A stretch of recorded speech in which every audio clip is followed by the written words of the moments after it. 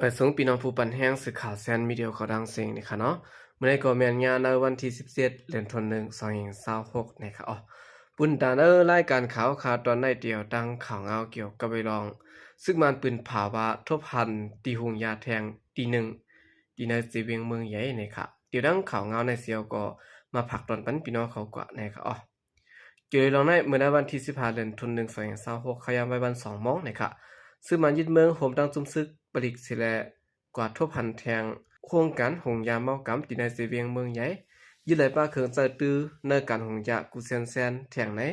จุ่มปริกเมืองห่มตุ้มตามนัดซึกมันเป็นผออกไว้นังไหนซึกมันตั้งปริมาณเข้ากว่ากดทัดในปืนตีสิแล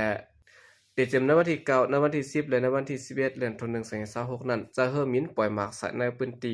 อันเขาล่ำคาดว่ามีจุ่มแก้วแผ่นตีเจเวียงสีปอนและเจเวียงเมืองใหญ่ดิดซับกันไว้นั่นนะคะในวันที่10และในวันที่11ผ่านศึกมันเข้าซอกตียอบยึดเอาไหลโค้งหงยามเมากำตา3อองตีนะคะถึงมาวันเมื่อวันที่15เดือนธันวาคม2026นะคะศึกมันเข้ากว่ายึดเอาปุ้งสีซ้อมอันสาไว้นำแอซิดตา3เหง5ปากลูกนะคะแล้วก็ปุ้งเปปะ5ปาก7ลูกเตาแก๊ส2ปาก43ลูกและจากไฟ2ลูกจากเฮ็ดออกเม็ดยา9ลูกป้านอันใส่เม็ดยาเสตากแห้งนั้น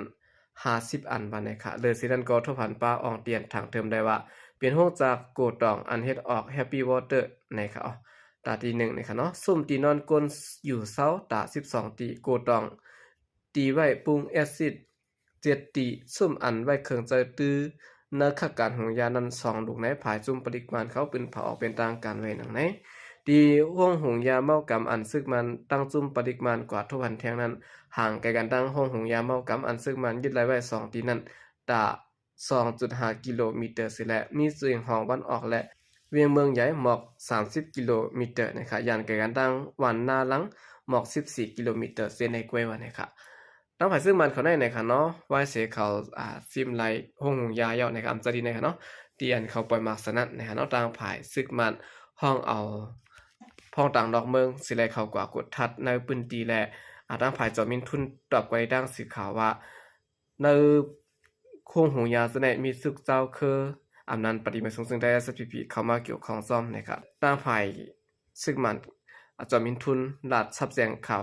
ไว้หนังไหนนะครับสืบสิแนวข่าวขึ้นมาถ่อมด้วยข่าวเงาเกี่ยวกับไปลองปฏิสังสีไล่ไว้อองตีในสภากุนเมือง1ปาก46ตีนะครับบางเลือกตั้งโปรแกรม2ในตีนางเตียนพองกุนเมืองมีแต่52ตีภายหมกภายคอมมาซินกรรมการปางเลือกตั้งเมืองโฮมตุ้มปืนเผาออกเป็นดังการว่าหน่อพ่องเรียนปฏิสังสี USDP เป้บางเลือกตั้งไว้ตะ44เกาะวันนะครับหน่อพ่องเรียนปฏิสังสีเสื้อออกเป้บางเลือกตั้งโปรแกรม1นั้นไล่ไว้ตีนางในลุ่มสภากุนเมืองตั้งเสียงที่มีกว่า1ปาก2เกาะโปรแกรม2ใน3ไล่ตีนางแทง44ตีและโฮมตั้งเสียงเป็น1ปาก46เกาะนะครับในปางเลือกตั้งโปรแกรม2ในหน่อเรียนพ่องปฏิเสื้อจัดตา8เกาะไล่ตีนางไว้ในลุ่มสภากุนเมืองบางเลือกตั้งในเจเมืองขางและเจเมืองย่างในหน่อพ่องเรียนปฏิสังสีอองเป้กินขัดกว่าตั้งเสียงนะครับเมื่อในกล้วยหนังเกาะในจีแก้งเกาะหน่อพ่องเรียนปฏิสังสีตา7เกาะไล่กว่าตีนางในลุ่มสภากุนเมืองไว้นะครับในเจเมืองมอได้ก่อนหนอพ่องเรียนปฏิสังสีได้ดีนางในลุ่มสภาคนเมืองกว่า1เกาะกล้วยเสียและหนอเรียนพ่องปฏิพร้อมโฮมมันได้กว่า4เกาะนะครับพ้นการปางเลือกตั้งโปรแกรม2อันคอมมาซินกรรมการปางเลือกตั้งเมืองโฮมตุ้ม UEC ปืนเผาออกไว้เป็นทางการในป้าไว้เจเมืองและเตืองเกาตีกล้วยตามเมืองได้และเตืองตากุงยันกุงตั้งเตืองอียวติเสนไปเป็นเผาออกไว้นะครับจำหนังจุ่มข่าวพุทธอกเก็บข้อมูลและติดตามข่าวงานในพื้นที่ไว้ในวันจัดปางเลือกตั้งและไหว้หลังจัดปางเลือกตั้งยาวนั่นแต่ก่อนในเมืองใต้ปลดออกก่อปางเลือกตั้งโปรแกรม1ตั้งโปรแกรม2ในปฏิสังสี USDP อองเป้กินขาดปฏิเสธเผือก USDP ได้ก็ไล่ไว้4ตีนังกล้วยนะครับเอากันได้ก็เป็นเงาลายนะครับเนาะปางเลือกตั้งปฏิสังสีไล่ไว้อองตีนังในสภาคนเมือง1ปาก46เกาะเลยว่าเป้บุดกินขาดกว่าดังเสียงก็ว่าอะไรนะครับสืบสิแนวข่าวขึ้นมาถ่อมด้วยข่าวเงาเกี่ยวกับไปลองหมากต้นตกแตกสายคงปลิกซึกมันที่เมืองกุดนะครับเมื่อในวันที่15เดือนกันยายนขย่ำกลางแล้วหมากต้นตกสายที่ห้องปลิกซึกมันอันมีที่ในปอกวันออกเวียงเมืองกุดวันนะครับกุนเมืองก่อนอยู่ในเวียงเมืองกุดลาดว่าและยินเสียงมันหลังแห้งนะคะหมากซื้อก็ว่าเปลี่ยนหมากสอดกล้วยกำพองก็ว่าเปลี่ยนหมากต้นในอยู่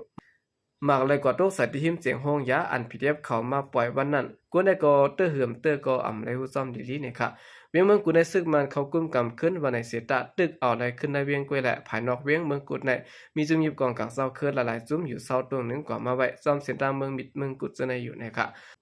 ปนมาเมื่อในวันที่10ต่อไปถึงในวันที่12เดือนกันยายนนั้นซึกมันตั้งซุ่มลุกพื้นก้นหนุ่มพีเดียบเขายื้อกันซ้อมสันร้อยแหลนแคนเมืองกุดเมืองมิดจับกันนั้นครั้ง3วันภายซึกมันจะตึกเครื่องกองลงยื้อจอยกว่าหาวแห้งนะครับเมื่อในกุ้ยหนังเก่าโฮปี2026เมื่อปนมาในวันที่4ขยามกลางนั้นก็มาเครื่องกองลงตกสะในวางโรงเรียนจันสูงหมาย4ภายออกเวียงเมืองกุดปอกแหลอูนั่นแหละนางยิงก้อนหนึ่งมาเสียบเสลูตายกว่าก้อนหนึ่งในสังฆาเสาลูหลอนกว่าบ้านหนึ่งนะครับไว้หลังซึกตั้งเทียนเอาเอกถอยสายซึกออกกว่าในเวียงเมืองกุดเมืองมีเยาซึกมันเอาแห้งซึกเข้ามาอยู่ขึ้นหึงหมอก1 เดือนไปก้วยเปลี่ยนปางตึกกันตั้งซึกพีเดียบเขาและหันดถึงย่ามเดียวก็ยังไปจ้างปั่นการพองงำและดีๆงามๆนะครับก้นใจอายุ40 ปีปลายก้อนหนึ่งอยู่ในเวียงเมืองมิดก้อนหนึ่งลาดกวยร่างสีขาวปุถะเขาว่าเนื้อเลือนทวนหนึ่งใน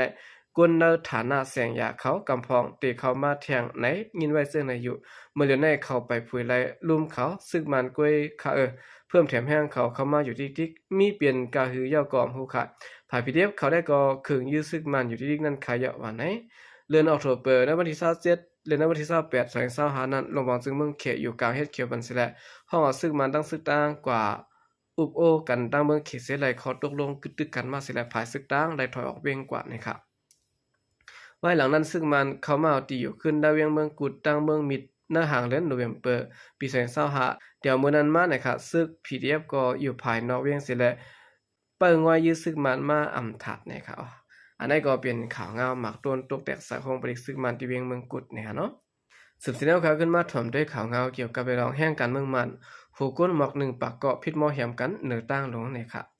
มื้อในวันที่13ป่นมาในนะครับเนาะกลางคืนแห่งการกวนเมืองมันโหก้นได้มีหมอก1ปากเกาะพิษหม้อแหมกันเหนือตั้งลงก้นใจ2เกาะมาเสียบหาวแห้งและหามส่งห้องยาไว้ว่านะครับซึ่งแห่งการกวนเมืองมันกำบันน้ำเปลี่ยนก้นหนุ่มเจอเขาเปลี่ยนไว้2กลุ่มสิแลพิษหม้อแหมกันตีภายนาเฮิรนตึกอันหนึ่งในทุ่งพันท้องเสดอนเขื่อนปุรีเมืองไทยนะคะคนได้ปอกน่ายอมอ่อนกันตกสาสิแลเน็ตเตียงราชนาตีนะครับเนาะไว้เสสนาตีมากดทัดทั่วพันก้นใจ2ก็มัดเสียไว้ก้นใจก็1ยาพันตีก็โคแลตัวคิงเสมัดเสียบหาวแห้งไว้และเลยส่งยุดยาโตตีห้องยาพันทองวันไหนค่ะเมื่อในก้วยหนังเก่าขยามกลางขึ้นนั้นแห่งการก้นเมืองมันก้นหนุ่มใจก็1ยาซุ่มแห่งการหนังกันดำเฮ็ดให้ปอดทุบเอามีดแดงตีนาหันเซเว่นนาจีดอนสมุทรปราการหนุ่มใจแห่งการก็นั้นมัดเสียบหาวแห้งและเลยส่งห้องยานะคะย่ามเดี๋ยวในตัดเดติงยับเอาตั้งพิษก้นเฮ็ดให้ซึ่งนั้นตั้งฝ่ายสนาตีตึกสืบกดทัดลืบลำติงยับไว้อยู่นะครับปนมาเมื่อในวันที่11ในก็กวนแห่งการกวนเมืองมาและกวนไทยนะครับเนาะอำนันกวนฮับส่งของนะครับผิดหม้อกันตีอาหารต่างกินตื่อวันนะครับกวนไทย3เกาะยาปอทุบนะครับย้อนเปิงเปลี่ยนในเสียดายแห่งการกวนเมืองมัน6เกาะได้ยอมน้อมถึงกวนไทยและไหลเสเงินปันตาแม่ขึ้นรถเครื่องกวนไทยหรือสิดันก็แห่งการกวนเมืองมัน6เกาะยาปวดการออก8วันนะครับอีกในปัญหาซึ่งในเสียดายตั้งฝ่ายผู้แทนการกวนเมืองมันตึกส่วนปันพังไว้ว่ากวนเมืองโฮมตุ้มเจินมาสอนอยู่ไว้ในเมืองไทยในหาจ้อมหมายมีเมืองไทยสิได้หักพังกันอยู่เศร้ากว่ามาเนเกกวนไทยว่านะครับอันนี้ก็เป็นข่าวเงากวนเมืองมันเห็นเนาะมหาสุขยุงโอนอ่านมอแม่ที่ในเมืองไทยแหละจางได้เฮ็ดให้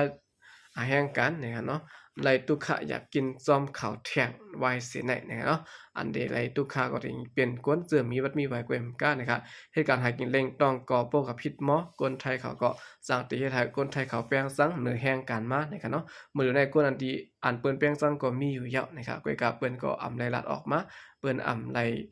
ออกมาลัดให้กวนตั้งนำแปลงซังจ้อนะครับเนาะกวยการเปิ้นส่วนซะนะครับเปิ้นบอกซะว่ามันมีกวนหาและกวนลีอยู่ในนั้นได้ก็มีอยู่นะครับพากำเดินสิได้ก็ยินจมนับอย่างกูมันถึงพี่น้องผู้กำแถมปัญหาก็ดังเสียงอยู่ค่ะยินจมนับอย่างนำเสข่าวใจก็ที่ประสงค์ค่ะ